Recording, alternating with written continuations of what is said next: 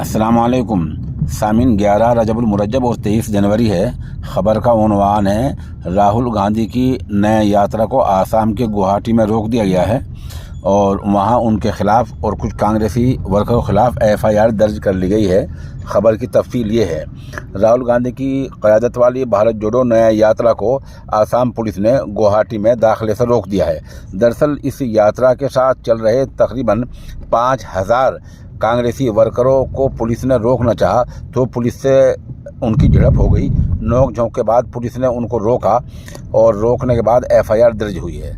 इत्तला के मुताबिक राहुल गांधी के काफिले को गुवाहाटी में दाखिले से रोक दिया गया है तो कांग्रेस वर्करों ने मुखालफत की और बैरिकेड तोड़ दिए। कांग्रेस वर्करों ने इस पर जो मुजाहरा किया और राहुल गांधी वहीं धरने पर बैठ गए हैं।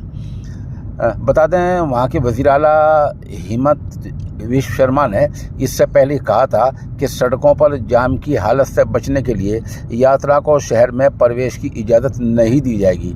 इस बीच भारत जोड़ो नया यात्रा के दौरान खानापारा में गुवाहाटी चौक पर भारी भीड़ जमा हो गई और ढोल नगाड़ों के साथ राहुल गांधी का इस्तकबाल किया गया।